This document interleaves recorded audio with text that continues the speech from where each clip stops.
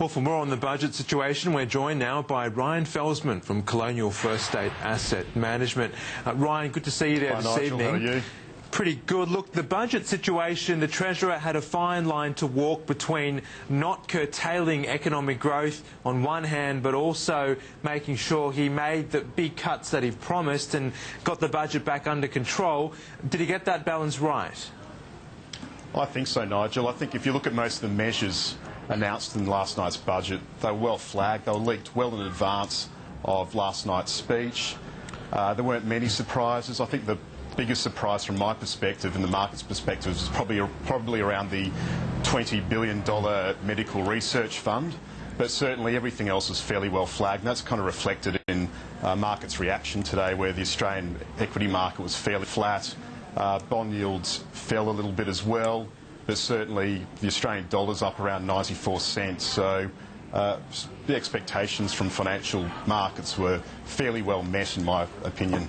Did Joe Hockey, though, go far enough? I mean, I note some comments from Standard & Poor's. They say the budget measures outlined may not be enough to reach surplus. The government faces continued difficult choices, and they say that the latest budget points to a slower return to surplus than was projected a year ago. So has Joe Hockey, he's pictured with a chainsaw on the front of the Sydney Morning Herald, but has he chickened out? Well, if you look at the actual forward estimates, the budget's not expected to be in surplus probably until at least 2019, so that's a significant time away. If you look at budget deficit position between this fiscal year and next fiscal year, there's certainly an improvement there. You can see the improvement from 49.9 billion to about 29.8 billion. So percentage of GDP-wise, 3.1 to 1.8%. So that's quite a significant improvement. But certainly concerns in the community will be around government spending reductions. It's the severest government spending reduction since the mid-80s, around when Paul Keating talked about the Banana Republic.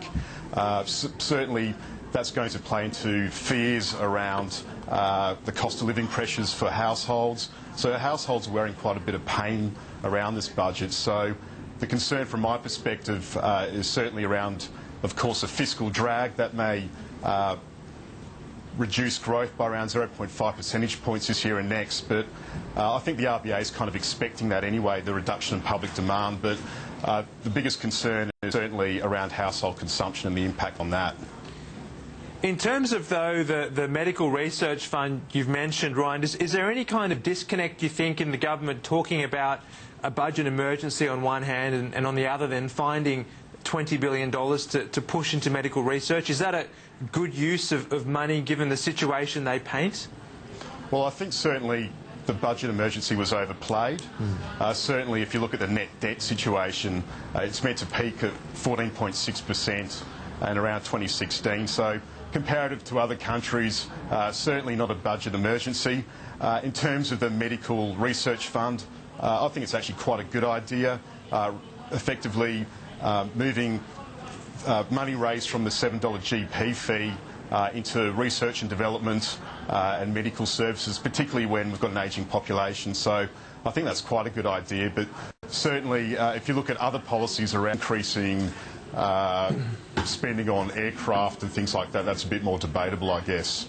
In any sense, if they say they need to reduce debt and pay down the deficit, if you're getting the money from the Medicare or the GP, why not reinvest that into paying down debt rather than creating a $20 billion fund? How is that a coherent policy? Well, as I said, I think it is from a R&D perspective. There's been a lot of concern around the reduction in spending on research and development, particularly around the medical community. We've got an ageing population, so I think that certainly we need to sort of focus some attention on that, particularly with the aged and people expected to work to 70 years old perhaps now. So that's more of a critical focus. But certainly they've looked at other measures to address the deficit, certainly around the deficit levy in particular. So high income earners are obviously going to be hit with that increase in tax, and that sort of into my concerns around household consumption. But the pain has been fairly evenly spread, with the disadvantaged in society is well affected by some of the measures, particularly around welfare. So Certainly the government has tried to be as equitable as possible, I guess, but certainly it's a difficult balancing act. They're trying to reduce debt, reduce government spending, preserve the AAA credit rating, while at the same time we're contending with fairly weak domestic demand at the same time.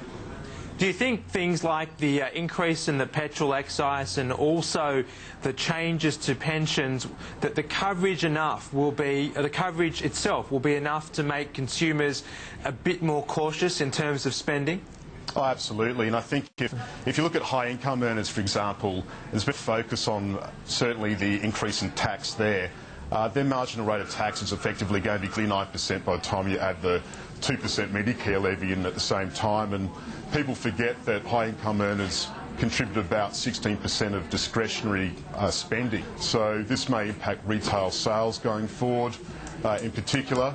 And certainly if you look at consumer confidence presently, the ANZ Roy Morgan consumer confidence read has fallen by 11% over the last 3 weeks in the lead up to the budget, particularly with the negative rhetoric around it.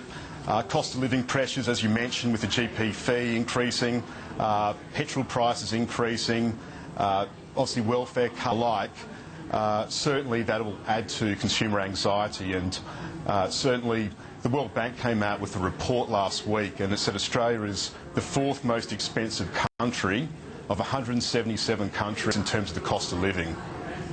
All right, Ryan, thanks a lot for the update today. Thanks very much.